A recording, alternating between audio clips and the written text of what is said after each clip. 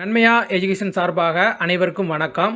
நம்ம இந்த காணொலியில் பார்த்தீங்கன்னா டிஎன்பிசி எக்ஸாம் பாயிண்ட் ஆஃப் வியூவில் தி இந்து தமிழ் நாளிதழ் மற்றும் தினமணி நாளிதழ் ஆகியவற்றிலிருந்து எடுக்கப்பட்ட செய்தி குறிப்புகளை நம்ம தொடர்ச்சியாக பார்க்க போகிறோம்.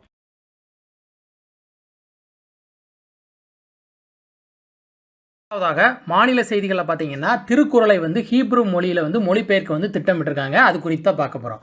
என்ன அப்படின்னு பார்த்தீங்கன்னா தமிழ்நாடு அரசினுடைய உலக தமிழ் ஆராய்ச்சி நிறுவனம், அதுக்கப்புறம் பார்த்தீங்கன்னா தஞ்சாவூர் பாரத் கல்லூரி, ஆஸ்திரேலியா மெல்பர்ன் தமிழ் சங்கம், இளங்காடு நற்றமிழ் சங்கம், அப்புறம் பார்த்தீங்கன்னா தஞ்சாவூர் தமிழ்தாய் அறக்கட்டளை ஆகியவற்றின் சார்பில் பார்த்தீங்கன்னா தஞ்சாவூர் அரண்மனை வளாகத்தில் அரசர் பள்ளியில் உலக திருக்குறள் மாநாடு கடந்த பிப்ரவரி மாதம் 26ஆம் தேதி தொடங்கி 3 நாட்கள் நடைபெற்றுச்சு. இதனுடைய நிறைவு விழாவில் பார்த்தீங்கன்னா மாநாட்டில் தமிழ் வளர்ச்சித்துறை மற்றும் உலக தமிழாராய்ச்சி நிறுவனம் இயக்குனர் பார்த்தீங்கன்னா கோ விசயராகவன் அவர்கள் என்ன சொன்னாங்க அப்படின்னு பார்த்தீங்கன்னா மதம் இனம் அதனை கடந்து உலக தமிழர்களுக்கு வழிகாட்டி நூலாக திருக்குறள் இருக்குது அப்படிங்கிறத தெரிவிச்சிருக்காங்க. மேலும் பார்த்தீங்கன்னா பல்வேறு சமய நூல்கள் மொழிபெயர்ப்பு செய்யப்பட்டாலும் அறநூல் என்ற வகையில் பார்த்தீங்கன்னா உலக அளவில் அதிகமாக மொழிபெயர்ப்பு செய்யக்கூடிய நூலாக திருக்குறள் தான் இருக்குது. தமிழக அரசு சார்பில் பார்த்தீங்கன்னா ஏற்கனவே சீனம், வங்காளம், இந்தி ஆகிய மொழிகளில் திருக்குறள் மொழிபெயர்க்கப்பட்டிருக்குது. அடுத்து பார்த்தீங்கன்னா யூதர்களின் மொழியான ஹீப்ருவில் மொழிபெயர்க்க திட்டமிடப்பட்டுள்ளது அப்படிங்கிறது சொல்லியிருக்காங்க. அடுத்ததாக முதியோர் நல மருத்துவரான வா.செ. நடராசனுக்கு வாழ்நாள் சாதனையாளர் விருது வழங்கியிருக்காங்க. என்ன அப்படின்னு பார்த்தீங்கன்னா உலக அளவில் இருக்கக்கூடிய இந்திய வம்சாவளி மருத்துவர்கள் மாநாடு காணொலி மூலமாக பார்த்தீங்கன்னா பிப்ரவரி 27, 28 ஆகிய தேதிகளில் நடைபெற்றுச்சு. இதில் முதியோர் நல மருத்துவரான வா.செ. நடராசனுக்கு முதியோர் நலத்துறையில் கடந்த 40 ஆண்டுகளாக சேவை செஞ்சதுக்காக இவரை பாராட்டி வாழ்நாள் சாதனையாளர் விருது வழங்கியிருக்காங்க. செய்திகளில் பார்த்தீங்கன்னா PSLV C-51 செயற்கைக்கோள் நேற்று ஏவப்பட்டிருக்குது. அது குறித்தா பார்க்க போகிறோம். என்ன அப்படின்னு பார்த்தீங்கன்னா பிரேசில் நாட்டுக்கு சொந்தமான அமேசானியா 1 உட்பட 19 செயற்கைக்கோள்களை கல்விசார் மற்றும் வர்த்தக ரீதியில் தான் இந்த PSLV C-51 மூலமாக ஏவியிருக்காங்க இஸ்ரோ. அது எங்கேருந்து ஏவிருக்காங்க அப்படின்னு பார்த்தீங்கன்னா ஆந்திர மாநிலம் ஸ்ரீஹரிகோட்டாவில் இருக்கக்கூடிய ஏவுதளத்தில் இருந்து தான் பிப்ரவரி மாதம் 28ஆம் தேதி ஏவிருக்காங்க. இதில் முதல் முறையாக பார்த்தீங்கன்னா வெளிநாட்டு செயற்கைக்கோள்களை வர்த்தக ரீதியாக அனுப்புவதற்காக இஸ்ரோவின் வர்த்தக பிரிவான நியூ ஸ்பேஸ் இந்தியா லிமிடெட் நிறுவனத்தின் மூலமாக முதல் ராக்கெட் செலுத்தப்பட்டிருக்குது அப்படிங்கிறது குறிப்பிடத்தக்கது. இந்த நியூ ஸ்பேஸ் இந்தியா லிமிடெட் எப்போ உருவாக்குனாங்க அப்படின்னு பார்த்தீங்கன்னா 2019ஆம் ஆண்டு உருவாக்குனாங்க. இதே மாதிரி பார்த்தீங்கன்னா உள்நாட்டில் வடிவமைக்கப்படக்கூடிய செயற்கைக்கோள்களை அனுப்புவதற்கு இன்ஸ்பேஸ் அப்படிங்கிற அமைப்பை உருவாக்குனாங்க. இது எப்போ உருவாக்குனாங்க அப்படின்னு பார்த்தீங்கன்னா 2020ஆம் ஆண்டில் உருவாக்குனாங்க அப்படிங்கிறது குறிப்பிடத்தக்கது. இதில் பார்த்தீங்கன்னா இப்போ இந்த PSLV C-51 முதன்மையான செயற்கைக்கோளான அமேசானியா 1 அப்படிங்கிறது பார்த்தீங்கன்னா 637 கிலோ எடை கொண்டதாக இருக்குது. இதனுடைய ஆயுட்காலம் பார்த்தீங்கன்னா 4 ஆண்டுகள். இது எதற்காக ஏவிருக்காங்க அப்படின்னு பார்த்தீங்கன்னா புவி ஆய்வு, அதுக்கப்புறம் பார்த்தீங்கன்னா அமேசான் காடுகளினுடைய கண்காணிப்பு இதனுடைய முக்கிய பணிக்காக அனுப்பப்பட்டிருக்குது. முதன்மை செயற்கைக்கோளை பார்த்தீங்கன்னா திட்டமிட்ட சூரிய ஒத்திசைவு சுற்றுப்பாதையில் வெற்றிகரமாக நிலைநிறுத்தியதாக இஸ்ரோ விஞ்ஞானிகள் தெரிவிச்சிருக்காங்க. PSLV C-51 பார்த்தீங்கன்னா அமேசானியா 1 தவிர பார்த்தீங்கன்னா இஸ்ரோவின் பாதுகாப்பு ஆராய்ச்சி மேம்பாட்டு நிறுவனத்தின் சார்பில் பார்த்தீங்கன்னா சிந்து நேத்ரா அப்படிங்கிற செயற்கைக்கோள்களும் ஏவப்பட்டிருக்குது. அது எதற்காக அப்படின்னு பார்த்தீங்கன்னா தொழில்நுட்ப ஆய்வுக்காக அனுப்பப்பட்டிருக்குது. இதே மாதிரி பார்த்தீங்கன்னா ஸ்பேஸ் கிட்ஸ் இந்தியா அமைப்பின் சார்பாக பார்த்தீங்கன்னா சதீஷ் தவான் சாட் செயற்கைக்கோள் அனுப்பப்பட்டிருக்குது. இந்த சதீஷ் தவான் சாட் செயற்கைக்கோளில் பார்த்தீங்கன்னா நம்முடைய இந்திய பிரதமரின் நரேந்திர மோடி உருவம் பொறிக்கப்பட்டிருக்குது. அத்துடன் பார்த்தீங்கன்னா 25,000 இந்தியர்களின் பெயர்களும் பகவத்கீதை வாசகங்களும் இதில் இடம்பெற்றிருக்குது அப்படிங்கிறது சிறப்புக்குரியது. அடுத்தது பார்த்தீங்கன்னா உயர்கல்வி நிறுவனங்கள் கூட்டமைப்பில் உருவான யூனிட்சாட் அப்படிங்கிற செயற்கைக்கோள்களை விண்ணில் ஏவிருக்காங்க. இது எதற்காக அப்படின்னு பார்த்தீங்கன்னா நிலவில் இருக்கக்கூடிய கதிர்வீச்சு குறித்த ஆய்வு மற்றும் ரேடியோ கற்றைகள் தொடர்பான சேவைக்காக தான் இது அனுப்பியிருக்காங்க. இது போக பார்த்தீங்கன்னா அமெரிக்காவுக்கு சொந்தமான 13 நானோ செயற்கைக்கோள்களும் இதில் அடங்கும். இதற்கு முன்னாடி பார்த்தீங்கன்னா நம்முடைய இந்தியா சார்பில் வர்த்தக ரீதியாக 2015ஆம் ஆண்டில் ஆண்ட்ரிக்ஸ் அப்படிங்கிற நிறுவனம் சிங்கப்பூருக்கு சொந்தமான டெலியோஸ் அப்படிங்கிற செயற்கைக்கோள்களை PSLV C-29 மூலமாக ஏவியது அப்படிங்கிறது குறிப்பிடத்தக்கது. PSLV ராக்கெட்டினுடைய வரிசையில் பார்த்தீங்கன்னா இது வரைக்கும் பார்த்தீங்கன்னா 50 ராக்கெட்டுகளை வெற்றிகரமாக செலுத்தியிருக்காங்க. மொத்தம் பார்த்தீங்கன்னா 53 PSLV ராக்கெட்டுகள் செலுத்தப்பட்டது அப்படிங்கிறது குறிப்பிடத்தக்கது. அதில் பார்த்தீங்கன்னா 2 தோல்வியும் 1 பகுதியாக தோல்வி அடைந்திருக்குது அப்படிங்கிறதையும் தெரிவிச்சிருந்தாங்க. இதே மாதிரி பார்த்தீங்கன்னா மார்ச் மாத இறுதியில் பார்த்தீங்கன்னா GISAT-1 அப்படிங்கிற செயற்கைக்கோள்களை ஏவ இருக்கிறாங்க. அது என்ன அப்படின்னு பார்த்தீங்கன்னா புவி கண்காணிப்பு மற்றும் பேரிடர் மீட்பு பணிக்காக வந்து GSAT-1 அப்படிங்கிற அதிநவீன ஜியோ இமேஜிங் செயற்கைக்கோள்களை வந்து இஸ்ரோ நிறுவனம் வந்து தயாரிச்சிருக்குது. இதை பார்த்தீங்கன்னா கடந்த ஆண்டே பார்த்தீங்கன்னா 2020 வந்து மார்ச் மாதத்திலே வந்து ஏவ திட்டமிட்டிருந்தாங்க. அது எது மூலமாக அப்படின்னு பார்த்தீங்கன்னா GSLV F-10 ராக்கெட் மூலமாக வந்து ஏவ திட்டமிட்டிருந்தாங்க. திடீரென ஏற்பட்ட தொழில்நுட்ப கோளாறு காரணமாகவும் அதுக்கு அடுத்தாப்புல பார்த்தீங்கன்னா பொது முடக்கம் காரணமாகவும் இதை வந்து ஏவ முடியாமல் போயிருச்சு. அதனால தற்போது பார்த்தீங்கன்னா மார்ச் மாத இறுதியில் வந்து ஏவ இருப்பதாக வந்து தெரிவிச்சிருக்காங்க. இந்த GISAT-1 அப்படிங்கிற செயற்கைக்கோளினுடைய ஆயுட்காலம் எவ்வளவு அப்படின்னு பார்த்தீங்கன்னா 7 ஆண்டுகள்.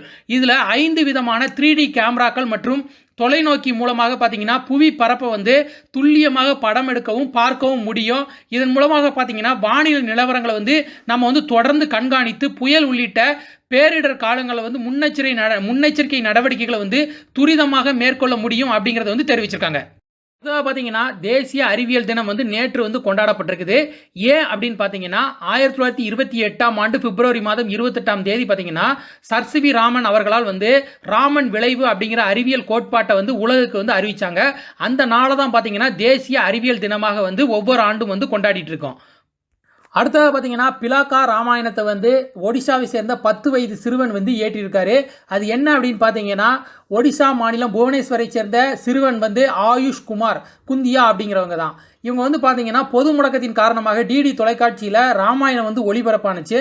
அதை பார்த்து பார்த்தீங்கன்னா குழந்தைகளுக்கான ராமாயணம் அதாவது வந்து பிலாக்கா ராமாயணம் அப்படின்னு சொல்லப்படக்கூடியதான் குழந்தைகளுக்கான ராமாயணம் அப்படிங்கிற தலைப்பில் வந்து 104 பக்கங்களுக்கு தனது தாய்மொழியான ஒடியா மொழியில் வந்து இவர் எழுதி முடிச்சிருக்காரு அப்படிங்கிறது வந்து குறிப்பிடத்தக்கது. 74வது மனதின் குரல் அது குறித்து தான் பார்க்க போகிறோம். என்ன அப்படின்னு பார்த்தீங்கன்னா இதில் வந்து முக்கியமாக வந்து பிரதமர் நரேந்திர மோடி அவர்கள் வந்து எதற்கு முக்கியத்துவம் கொடுத்து சொல்லியிருக்காங்க அப்படின்னு பார்த்தீங்கன்னா மழைநீர் சேமிப்புக்காக வந்து சொல்லியிருக்காங்க. இதில் மழைநீர் சேமிப்புக்காக வந்து 100 நாள் இயக்கத்தை வந்து நாம் அனைவரும் தொடங்க வேண்டும். இதற்காக பார்த்தீங்கன்னா இன்னும் சில நாட்களில் வந்து ஜல்சக்தி துறை சார்பில் ஜல்சக்தி அபியான் அப்படிங்கிற ஒரு திட்டம் வந்து தொடங்க இருக்காங்க. இதனுடைய நோக்கம் என்ன அப்படின்னு பார்த்தீங்கன்னா எப்போது எங்கு மழை பெய்தாலும் அந்த மழை நீரை வந்து சிந்தாமல் சிதறாமல் வந்து சேகரிக்க வேண்டும் அப்படிங்கிறது தான் இதனுடைய நோக்கம் அப்படிங்கிறத வந்து சொல்லியிருக்காங்க.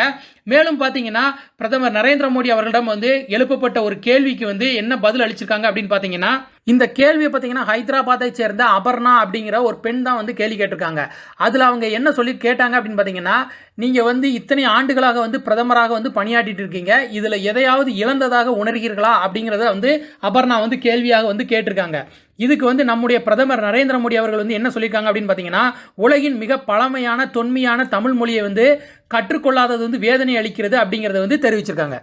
அடுத்ததாக ஜெர்மனி பல்கலைக்கழகத்தில் 58 ஆண்டுகள் பழமையான தமிழ் கல்வி நிறுவனத்தை வந்து மார்ச் 31 வந்து மூடதுக்கு வந்து முடிவு செஞ்சுருக்காங்க. அது குறித்தா பார்க்க போகிறோம். என்ன அப்படின்னு பார்த்தீங்கன்னா ஜெர்மனியில் கொலோன் அப்படிங்கிற பல்கலைக்கழகத்தில் இந்தியவியல் தமிழியல் ஆய்வு நிறுவனம் வந்து 1963ஆம் ஆண்டு தொடங்கப்பட்டிருக்குது. இதில் பார்த்தீங்கன்னா தமிழ் அறிஞரான கிளவுஸ் லுட்விக் ஜென்ரேட் அப்படிங்கிற ஜெர்மானியர் வந்து இதை வந்து நிறுவியிருக்கார் அப்படிங்கிறத வந்து சொல்லியிருக்காங்க. இடையில பார்த்தீங்கன்னா இந்த நிறுவனம் வந்து இந்த ஆய்வு நிறுவனம் வந்து தெற்காசிய நாடுகள் மற்றும் கிழக்காசிய நாடுகள் பண்பாட்டியல் மொழிகள் துறையுடன் வந்து இணைக்கப்பட்டுச்சு. இதுக்கு பார்த்தீங்கன்னா தமிழகத்துக்கு வெளியே இருக்கக்கூடிய 2 பெரிய நூலகங்களில் சிக்காகோவுடன் பார்த்தீங்கன்னா இந்த கொலோன் பல்கலைக்கழகத்தில் இருக்க நூலகமும் வந்து ஒன்று அப்படிங்கிறது வந்து தெரிவிச்சிருக்காங்க.